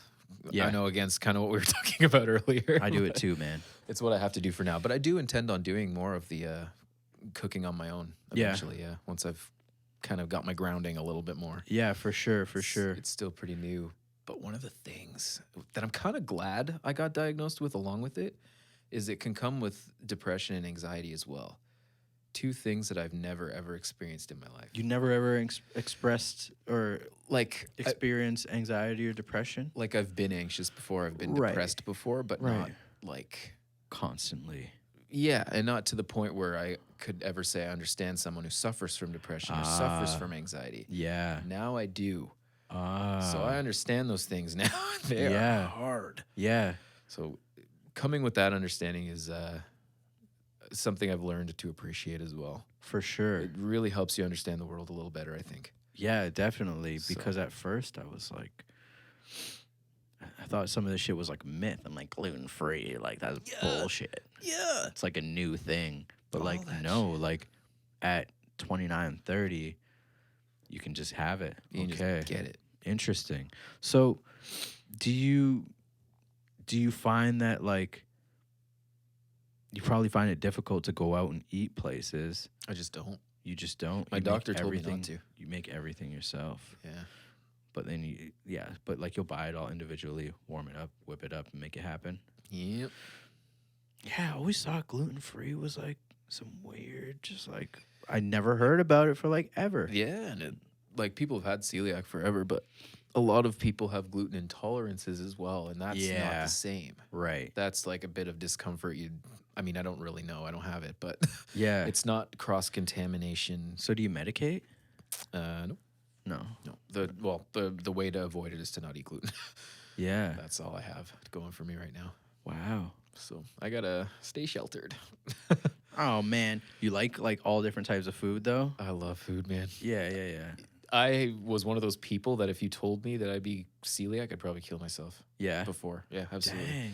Sushi, I haven't had sushi since, and it's my favorite food. Why? All the kind. Well, I have to make it myself. I don't know how to So- do that. Why? Because it like the tempura is wheat.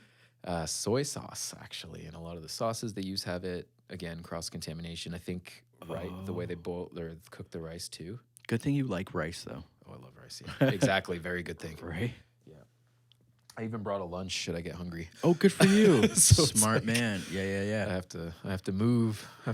Yo, I don't know if you do this. You do smoothies? Not yet. Dude. I want to. It'll change your life. Good. Just because you're basically having a meal as a drink that you can hide all different types of nutrients.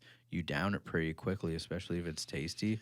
And that's one meal out of the day. It doesn't make you like too heavy. That could have a huge one. Great for work. Especially for breakfast, getting your day started. Yeah. Or like, do you do evenings or anything? I do mornings actually. Oh, okay, yeah. I'm pretty So, good like, for breakfast. I make breakfast, but I could make a smoothie and eat it for lunch. right? That could be killer. Thank you for that. Yeah. I'm finding like it's really like if you're really going to have a few meals a day and you want to get as much nutrients in as possible, Yep. I think starting your day out with a smoothie, it's like you really get a lot of nutrients off top. Yeah. It's not going to like really slow you down. I can hit you for some recommendations after the show. Yeah, Sweet. for sure. I got you. Cool. I got you. Yeah, man. For Sounds sure. good. For sure. Yeah, that's a great idea. Yeah. One of the best things I did was buy a Ninja blender, bro. It's just That's what like, I'm thinking. yeah, That's what I'm for thinking. sure. Get me a blender. Yeah, man.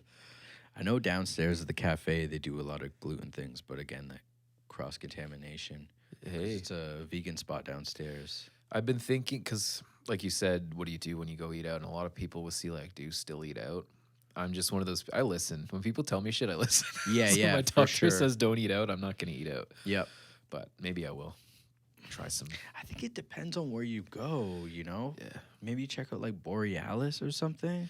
Because Yeah. maybe they stay away from some of that shit. And he did say that I can eat places that are fully gluten free. So if I find a restaurant like that, that's cool too. Yeah, yeah. And I feel like a lot of places are starting to do that. Yeah, like this, it's got to be popping up sometime soon. Like more people are getting diagnosed than ever these days. And what do you think it is? I'm suspecting something that they're putting in our food or water or something that we're continuously eating that's just not Yeah. vibing with certain people. I've really been more conscious about the food. Yeah. The food ain't the same, man. Especially the era we grew up in. You notice the difference in the hot dogs? No. No. Because I stopped eating hot dogs for. Oh, yeah, because you were Long time ago. pescatarian for the longest time. Oh, shit. Well, I can't even give you like a good Damn it. example. I was looking forward to that. but hit me anyway. Well, you know the filet o fish don't taste the same. Yeah, actually, it's not as good, and it's smaller too. Shit. Man, I found these vegan pieces of fish, like these vegan soy fish things. And like I'll make myself like a dirty filet o fish, McDonald's style, like processed cheese, white bread, all that shit. It's so good. It's nasty, but it's so good. It's so good. Yeah. Hey man, we gotta treat ourselves sometime. Treat yourself. Don't cheat yourself. You heard it. Have you ever been into doing like your own merch for your shows or like really looking at the branding aspect of I am gonna be Nic now. Unlimited Rose Gold? I am gonna be now. I yeah. think that Rose Gold thing could really pop, man, on some like brand building. I think so too. I got a buddy in screen printing now too, so Oh, really? maybe more so now. Yeah. DNA's right beside here too. Oh shit. Yeah, yeah, yeah. Is that a place? Screen printing. They've been Nice. around since I think high school. Around the time you remember Civilian? That's the one I know. Oh, okay. Yeah. So I think they came up around the same time. Oh, okay. I think Civilian moved. Yeah, They used to be up over Smile Tiger. Yeah, I think they moved again, right? I think they're somewhere else now too. Yeah, I I don't s- remember where, but my friend he worked there and then now owns his own thing now. When we were in high school, where Civilian is where I used to go record. It used to be a recording studio. Where was it when we? Oh yeah. Did you ever go there? No. It was called Third Degree, and I went there from probably for 3 years Nah, I had no until they idea. closed down. I had no idea. And it was like the best place for me to get my start, man. Nice, They dude. took care of me. Place was sick, like nice space, acoustically treated, top bottom, like state of the art speakers in the walls, and then just some like monitors. They had like a sub. They had a sick board, like Shit. all the rat gear and shit. Yeah, that was sick, man. And then they closed down. I ended up buying whatever gear I could afford there which gear to get up and recording was just like a computer. Back then too. So I it's bought like, a G5 nice. at the time, which was like, it was a fucking monster. You know, it was like $3,000. I ended up selling it years later for $300. Wow. Talk about obsolescence, Gear trade. right? That's our lives. Do you find that I've reached a point where I don't really have to upgrade anymore. Like, I'm happy with my speaker system, unless I really run into some money. To buy like $7,000 monitors. Yeah. Then we're talking. Yeah, but like I've reached, because over the course of the past decade, I've always felt myself losing money every time I'm upgrading when I probably should have just got what I really needed earlier on. I know it's hard to like tell your parents, your investors to like, yo, this one's better than that one. Why? It's like, well, you know? Yeah. And I remember getting like caught up in like, oh, this one has more knobs and faders and lights and shit. This one's got to be better. Yeah. What a waste. Yeah. I bought the PreSonus Fire Studio, I remember. That was my first like big in your face, and it didn't even work. Why? I don't know. It was defective, I guess. They discontinued those. Yeah. Shortly after. Fuckers. It They didn't had even like the work. Eureka, I think, came out before. I don't know, man. I feel like I know they'll probably never hear this, but PreSonus, like, I don't know how good their customer service is. Oh. Because I've heard, like, people have had issues. Remember they came out with those Studio Live boards? Mm-hmm. Yeah. Yeah, and, like, those were, like, all the rage. Yeah, they had a bit of a comeback. They just came out with new ones, but I heard, like, the old ones, like, they suck at, like, customer support for those ones. I don't know, but they look pretty good. Yeah, and that's to the point you made earlier. That's kind of it. I bought it because it looked all flashy. I was like, sweet. Yeah. And then I ended up getting a Delta 1010, which is ancient, but I liked it. It worked. That was the interface? Yeah. Who made that? M Audio. Oh, wow. Way back in Yeah, the I don't day. even remember that. It's PCI. Oh, wow. Yeah, that's how it connected. That's what you used for the album? Yeah. Well, no. I used that way back in the day. I have an Apollo now. Oh, no way. So, what you had enough. The Apollo's a long one, right? Yeah. So you had 8 inputs? Yep. 8 inputs on the Apollo. You did like a whole drum kit on that? I have a DAT going to a tube opto. Oh, sick. So I had up to 16, but I only think I used 14 or 15 mics. Altogether? Yeah. How many did you use on the drums? That's what I mean, on the drums. 14, 15 mics. Yeah, 14, 15 on the drums. So you had overheads? Yep. I had overheads. How many toms did you have? I think he was doing 2 or 3. Top and bottom snare? Yep. Top, bottom snare. Room mic? Couple on the kick, 2 rooms. Shit. I think that's it. Am I missing something? Oh, and then I had spot mics as well. So I had some stuff on the hats, the splashes, and the china and all that. Sick. So yeah. Did you rented some of those mics? No, I wanted to make sure I was capable of doing the whole kit whenever I needed, so I have everything I need. Wow, good for you. Thanks, man. Were those the mics where you're like, yeah, these are the mics that I need to Yeah. get the sound? You kind of knew it going in? Yeah, I took a course Yes. from a producer that I really love, and I just basically bought what I could of what he used, and then cheaper versions of everything else. No, but what I'm hearing these days is they're getting so good at replicating the sound of some of those vintage ones for a fraction of the price. Mm-hmm. You might as well, quote unquote, cheap out a little bit, and like you'll get a really good sound. That's what I'm hearing nowadays. It don't cost much to make fire. I'm gonna bring it back to the Billie Eilish thing. Yeah. And before that, you remember Owl City? Yes. Yeah. Fucking Fireflies, I man. love that song so much. Did that all in his apartment too. Seriously? Yeah. I didn't know that. Yeah, that was like, so when I heard the Billie Eilish story, I was like, yeah. There you go. It sounds like, it's like Owl City. So I agree with you then. Yeah, at that point, like, yeah. I'm using an NT1 by Rode. It's like a $300 mic. That's what I got in there. Dude, I bought Sennheiser, or sorry, I bought fucking, am I tripping? Yeah, I did buy a Sennheiser. Nice. TLM 103. Nice, man. Not familiar with that one. It's nice. Sorry, I'm fucking tripping. It's the Neumann TLM 103. Oh. Yeah, so it's like $1,500. Ooh, yeah. And like it sounds good. But I think I sent it out for service because like some things are a little wonky with it. So like, I'm curious what's gonna happen, because like to make it to go get it repaired, I'd probably have to go right through Sennheiser. Yeah, man. Or Neumann or whatever. Or sorry, Neumann. I'm fucking tripping. German brands. Still though, It's gonna take a fucking a year to like get everything done. So I've just been rocking with the NT1A, and I love it. Same. It's fine. I want another, actually. Same. It's like, honestly, if that goes down, I'll probably buy another. Yeah. It's like, it works. It sounds fine. It's what it is. It gives you options. It's like you can make it sound crystal clear.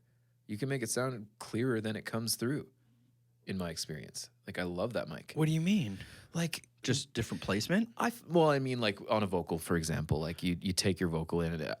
I find that the NT1 has kind of a flat, basic-ish sound. Yeah, like pretty universal. Yeah, like You'd it be won't safe. sound like a Neumann right away, but you could make it sound like a Neumann, I think, if you want. Yes. Yeah. That's what I'm Just saying. EQing it a little bit. Yeah. If you know how to tickle it. I'm really happy I paid that money, and I bought it, especially after seeing like some other bigger names create projects and put it out after recording on those mics. I'm like, okay, it definitely comes down to like some pretty damn good mixing and shit like that too, right? One thing that it took me forever to like put my ego to the side and start doing this, but fucking reference mixing, man. Something as simple as reference mixing, I was like, I don't need to do that shit. What do you mean? Listening to something. Oh, like mixing it out and taking it for a week or so? No, like, okay, say I'm working on a song, Okay. and I want it to sound like a Drake song. Okay. Listen to that song and try and go back and forth, B it, to try and achieve a sound and train my ears. Gotcha. Yeah. Interesting. Yeah. I probably did that more than I should have. Really? So you were comparing too much? Yeah, because you can get too, man, it ruined my mixes. It has too much of it can ruin your mixes, I think. Because it wasn't for that song? It was unnecessary? So maybe this could be for a different genre too, but in the metal world at least, my example stems from, I'll be listening to a Periphery song so intensely. It's like, my drums don't sound as big as this. My guitars aren't as clear as that. And it's something as simple as they were using different drums. Huh. And I'm chasing this sound, neutering all my tones, trying to get them to sound like his, and I'm never going to. Did you ever find like a happy medium where you're like, okay, if I peel this back, I won't get that exact sound, but it'll be good for what I'm doing? Yes. Well, that's good. So it was still a learning experience, right? Yeah, exactly, for sure. No, that's super dope, because you probably learn some techniques, and then just knowing that it's something as simple as you just don't have that drum kit, you're like, fuck, like, I'm just glad I got it this far. Yeah, coming to that conclusion was probably something I should have done before reference mixing. Probably hurt for a second, but then you're like, okay, no, like there's a lot of positive to this. Yeah, absolutely. Because now, like you said, I know what I'm after, and I could just get it now, and it's easier, and I'm not scratching my head anymore. Are you comfortable? Are you really happy with the sound that you've created now? Yes. Yeah. Yeah, and I remember you asked that earlier too. It's like with upgrading, it's like, do you feel comfortable where you're at? And I do. Yeah. I do. Yeah. Good. You probably never felt like that before. Nope. No. How about you? I feel like I'm almost there. Good. If I've always been a lot more comfortable mixing my own songs than other people's songs. There's things that I used to beat myself up over in my own music that I've learned to let go. Yeah. Like I almost like the flaws in my music, because it's from a hip hop perspective, you can have some of those and like they're passable. Yep. You know? Oh yeah. Cause I don't like to be too clean sometimes, but I think I'm really a lot more critical on other people's music. Mm-hmm. It's really weird because I don't know.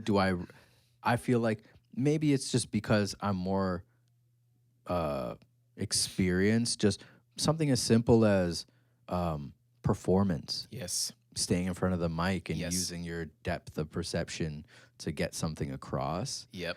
I think that it might have been just that experience as a performer, recording myself over years to where I'm like, I can easily figure out how to EQ my shit, compress my shit to where I'm happy with it, where I'm still trying to figure out other people's sound. Yeah. Where maybe the first mix, maybe I'll butcher it because maybe that's not their sound or the sound that we're going for. And then it's like, fuck, give me another try because I just need to learn you a little bit more. Yeah. Oh, it's such a fucking process, man. But then I'm like, yeah. I feel a little weird. I'm like, am I doing myself a disservice by like not going that deep in my own mixes? Oh, man.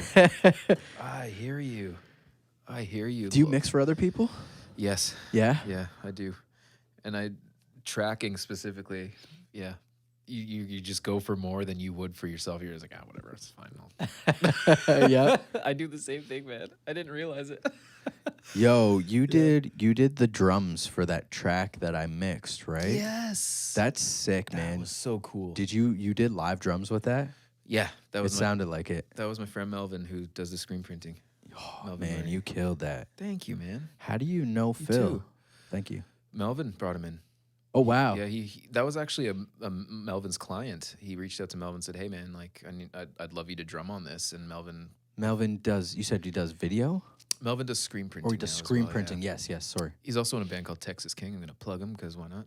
Yeah, for sure. Shout out Texas King. Shout out Texas King. Shout out Phil too. Phil Marks. Is that Marquez, it? I think it is. Marquez, I think, yeah. Phil Marquez reached out to him, and Melvin was rooming with me at the time, so he was Okay. We just made it happen. Wow. So, yeah. And then I saw you on the mix, and I was like, damn. Isn't that crazy? I love it. Yeah, it's like a local collab. And then those girls are from England? Yeah, I think it's something like that. I don't even think they know each other personally, right? They just Yeah. know each other over the internet? Yeah, because he mentioned they were going to be features from YouTube that he knew. I think that's my only like international work yeah, ever. maybe same actually. I don't think I've ever collaborated with anybody in another country. Cool. Same. Now that I think about it. High five. High five. Bang. I think I had. Well, yeah, I did a song with Currency, but he came to Canada, so like that doesn't count. Like doing some like but like some online like I'll never ever see you. You Yeah. don't even live in the same country. I've done songs with people I've never seen before. And no. I think I did a song with these guys in the States way back. Oh, okay. But yeah, I'm not counting that. Yeah, this is like some shit. I'm like I kind of like it, man. Yeah. I kind of feel like back to what we were saying, you don't got to do everything to still be able to like put some dope shit out. Mm-hmm. It's okay with being a part of some dope shit instead of like spearheading some dope shit. Yes. Participating. I kind of like it. Yes, sir. I've looked at my business structure and I'm like, I could probably have a decent online business mixing for people. Like, Yeah. send me some files. I'll send you some files. Easily. We're in that age, and I think that's been going on for like a decade now. Yeah. But I feel like it's something that for yourself, even like you don't need to have physical bodies in where you rest your head. Exactly. You can still mix some dope shit. You can still play some drums or some guitar or sing on anything. Yeah, man. And I'm looking to do more. Yeah? Like of all of it. Like I want to, as an artist, I want to collaborate more with people because I'm in the past it's been bands. Now I kind of want the project to be about me. It's like I'm a singer now. I'm a vocalist now. Forget the band. Let's collaborate. You know what I mean? So you want to be, is that kind of the role that you want to play on the Rose Gold album? You want to do like a lot of the vocals? Oh, I'm gonna. Yeah. Yeah? Absolutely. Sick. And like I said, features. I want to feature people. I want to be collaborating with people. Yeah. Too. And about mixing, I want to do more of that as well because I do like tracking, and I always loved tracking, and I'm a bit of a nerd for it, but it's a lot of work. It is for sure. Mixing's way more fun. That's a lot of work too, though. It is a ton of work, but I guess it just doesn't feel that way compared. You know those memes about listening to a snare for like half an hour? Yes. I love that shit. Yeah. Yeah. You love sitting there for a snare? With a Anything. snare for a snare? Yeah. Anything. Because I love solving the problems. Good way to look at it. I love the feeling of achieving the goal that I want. I Yeah. love finally getting there. I fucking hate the journey sometimes, you know? Oh yeah. But I love the feeling of like, when you're just trying to get some air on a vocal and then you Yes. get that and it's like that's what you needed, or you just those little EQ nuances where it completes it. Yes. Yeah, I chase those. Yeah, dude. And it just makes the song finally breathe and make sense, and you're just like there. Yeah. Or like you do like some panning shit, you widen something, you're like, fuck, that was it. Yep. I'm there. A little like orgasm kind of thing. Yes, sir. Yeah, man. Like I like those. Yep. And as much anxiety as it gives me, and like I really like struggle mixing sometimes. Yep. I just keep going because I just want that feeling of, especially for my clients, Yeah. I'm like, I want you to feel this shit, man. Yeah. If you're not like, whoa, shit. Like Yeah, I showing ain't to sending you, it then out, it's you like- know? Yep. Yeah, dude, for sure. I like it. I'm really excited to like check out what you're working on. Thanks, man. I'll show you some after if you want. If I'm you down. Yeah, I think I like it too. All that you said about mixing, I like it too. It's just once I found the fine line between trying to chase somebody else's sound with the referencing, Yes. sitting with a snare for an hour rather than what you're after for an hour, that's fine. Yep. That's the difference I needed. Mm. That's the difference I needed. I was chasing too many references for so long. I butchered a lot of records. I think. Yeah, I'm guilty of it too. I think we all had to find our beginnings, but yeah, it's part of the journey. How important do you find mindset is when you're going into mixing?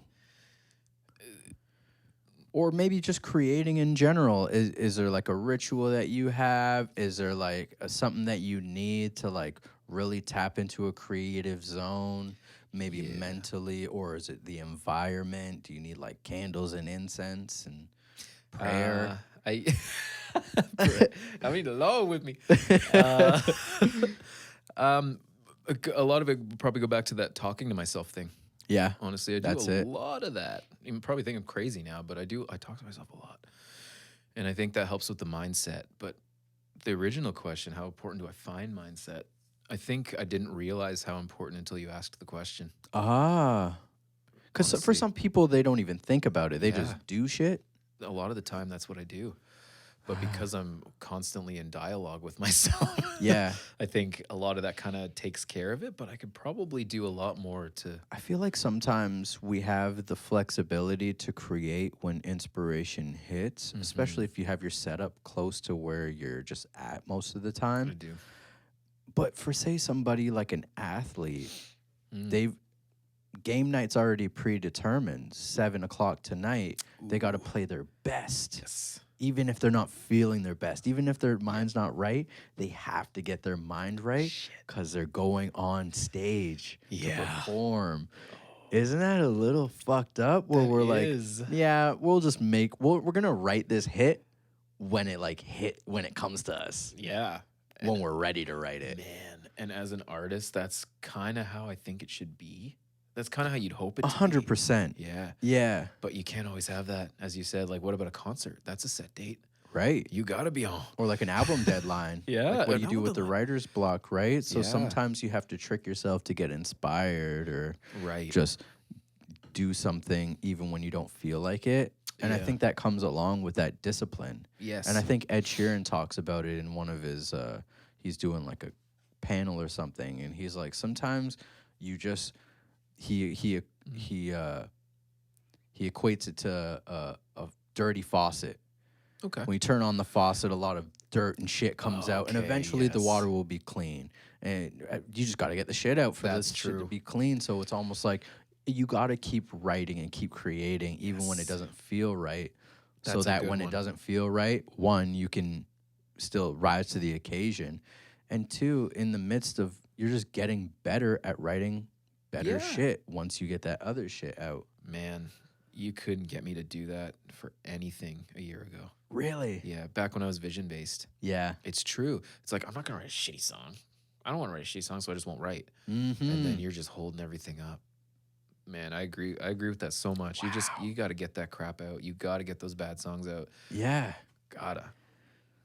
And it's not to say you release everything, But yeah, but you learn, as you said too. It's like you learn what won't work and what doesn't work and why. Yep. Which is a big deal. The why. Because then when you're like now when I'm approaching songwriting from a more like strategic standpoint, like what am I trying to say with this? What's the feeling? Like what's this part doing? Does this part need to be here? I now have that why to draw from. It's like, well, I know this doesn't work because I've tried it and it sucked. It's like that Henry Ford mentality. I didn't find the one thing that did work off top. I found 1,000 things that didn't work at first, which led me to what worked. Right. Interesting. Yeah, because there's no one way to do art. That's true. So, that's true. Hell, maybe even try. And a lot of the time I will try the thing that didn't work, but at least having that know-how helps me not dwell on it. Yes. It's like, okay, didn't work again. Cool, done. How much do you value other people's opinions when it comes to your art? Say, for example, when it comes to Frostbitten, before you put it out, were you showing it to other people, open to their criticism? Was it like, okay, somebody who isn't a music creator, their opinion might not be as important as, say, one of your peers in the industry? Like, how were you when it came to feedback and criticism, or then or now or always? Yeah. I think I definitely value it a lot, but I like to try to divide it in a sense. It's like, on one hand, it doesn't matter what anyone says about it. Yep. Because it's mine. Yep. But at the other hand, it's like, I honestly think I value the consumer more than the musician because they're the people listening to it. Yep. But you're pulling from both ends, like you're saying, right? Like you're still being true to yourself. Right. But if you're a natural people pleaser, you're still going to do it for your fans, especially. Yeah. And I like that. And I think there are all kinds of, I think you could look at it as a person too. It's like when you hear you need to change immediately, like, I don't know about you, but your back kind of arches a little bit. It's like, well, what do you mean I need to change? I don't want to change. It's kind of the same thing with a song. It's like if someone says, oh, the chorus didn't really make me move at all. I can either be emotional about it and be like, oh, well, you just don't get it. You this or the other thing. Or I could be like, what about it? Yeah. I'm interested. That's interesting. Yep. Hear them out. It could be a reason that doesn't even apply to me. Yep. They could find enjoyment out of music that I don't even enjoy. Yep. It doesn't matter to me anymore. Do you find that some things that you were maybe a little hesitant to keep on a record or put out, somebody else's perspective kind of made you keep that in, and you're like, okay, no, you got a point. Like, this is actually pretty dope. Like, as to not release something? No, as to, has there been a situation where somebody has maybe said, like, oh, the shit wasn't really moving, and then you figured it out, you did that? Yes. Or was there like somebody who's like, I don't really like, or maybe, sorry, maybe there was a song that you weren't really feeling, but somebody else really fucked with it, and you're like, oh, I guess I can make the album. Yeah. I wrote it for the album, it just wasn't my favorite. Yeah. A little bit on both sides, actually. I'm speaking for, I have this situation where a lot of my least favorite beats are the ones that other people like the most. I'm ready to skip those beats. I'm ready to not even show them those songs. Gotcha. But then they're like, whoa, hold on, bring that one back. And I'm like, what one, this one? Sometimes I won't even go back to that beat. Yeah. I'll go back to the other one because I think it's another one. I'm like, this one? They're like, no, this one. I'm like, you couldn't have meant that one. you sure? Yeah. They're like, this one's the one. I'll take it. I'm like, wow, okay. So I got to put all my beats online. I can't pick favorites. And yeah. Right? Oh, I haven't experienced too many situations like that. No, I think at the end of the day, you should probably do what you like, though. Has there been situations where you're like, I love this song, and somebody's like, yes, it's not you, and you're like, whoa. A lot of those. Yeah, a lot of those. That's where you got to really decide if you want to take that for what it is, or. I think where I've struggled the most in that field is being so eccentric. I think what I do is not typically what anyone would listen to. Like especially right here. Like take. But I feel like that's what they're gonna call you a genius after. You think Think Prince, bro. uh, This guy was so against the grain. I know. So innovative. that's People what are I'm, like, dude, you're fucked. and that's what I'm on now. They're like, he's a genius now. And I feel like everything I've released up until Rose Gold has been half-assed in some way because I've had to censor myself. Oh, So, yeah. wow. Like, even as far back as my very first ever band in high school that I got a sandwich thrown at me, I wanted to wear makeup. Yep. I did. Yep. I wore makeup at school. You saw me wear makeup I remember. at school. Yep. I'm probably going to start wearing makeup again. But either way, it's like, it's all stuff I've wanted to do since the very beginning and haven't. Ah, So, we're gonna get it. We're gonna get it real soon. to back to your question, it's like I feel like my whole career, in a sense, has been stuff that people haven't been vibing with. And I think once I start doing it honestly, people will start picking up on it a little bit better. Because people can smell a rat. If you give them something that's not honest, they're not gonna connect with it. You're right. You're right. Yo, that's crazy. They can pick up on it. Yeah, man. We're really connected like that. We are. If something's not honest or like flashy or just for the money or for the clout or whatever, people pick up on it, I think. Yeah. So, My wife and I, we call it when you're after too much clout, you get the glout. oh my gosh, I almost spat my tea out. You like that? Yeah, I do. It's a good one, eh? It's a really good one. Get the glove, man. Exactly, though. You got to do it for the real reasons. Like, and I'm guilty. I'm here on your podcast explaining that everything I've done to right now hasn't really been my most honest stuff. I'm going to start doing that now. And I think everyone else should too. You should listen to yourself, do what you feel is right. Yeah. They call that intuition. Yeah. Yeah. Follow your musical intuition for sure. I think it's really fascinating because I talk to a lot of artists and I see a lot of artists that sound the same, and I see a lot of artists that are afraid to do something different. Me. And Exactly, I yeah. feel like they do it because for other people, whether it's I want to fit in or I just don't want to be judged. I think it's one of those things I like to tell the artists that I get a chance to talk to. I say, be true to yourself, because even that, when you're doing that, it feels like the most lonely thing. You feel like nobody gets you, nobody understands you, and sometimes it's like that's your flame. You're like, nobody gets me. I'm a rebel. I'm on my shit. Good point. Sometimes it can kind of make you feel shitty about yourself. But I always tell the artist, there's at least 10,000 other people feeling just like you are. For sure. When you feel like nobody can understand you or relate to you, there's way too many people and not enough different emotions for other people not to feel you. Yeah. You know? So I think you got to really be true to yourself, because that's how you're going to find your real fan group. And that's how you build like that cult following. That's how you can really fucking save lives with your celebrity or your music. You can really touch people. And it all came from being honest. Yeah. Yeah. Well said, man. Fuck. Well said. Dude. I agree. 10,000 other people potentially in your city. Yep. Like, yeah, I agree. So with this next album, are you going to do it independently again? Yeah. I think aside from the mastering, but yeah. So with that, are you going to do like visuals and like promo and other kind of stuff to do with the album? Maybe like some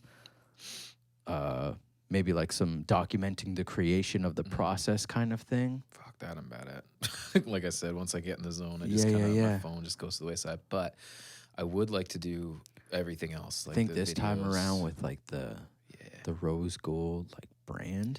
Yeah. Melvin was like, I'm gonna have to learn how to print holographic for you. And I'm like, yeah, you are.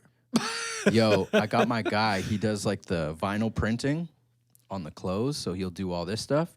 Yo, he can get rose gold metallic. Yeah. My guy. On a white tee.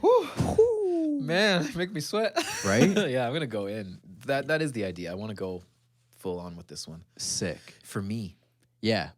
like doing it right this time. Because I'm thinking you can do Yeah. a lot independently these days. Yeah, you can. That's the point. You can really like build yourself up. You can really make like a life for yourself. And on the topic of not doing it for clout or anything like that, I think once you find that truth within your art, you don't give a shit about where it goes. You just want to keep doing it for you. And that's, you know, maybe it's too late for me to be saying that I'm experiencing it for the first time, but I am, and it's awesome.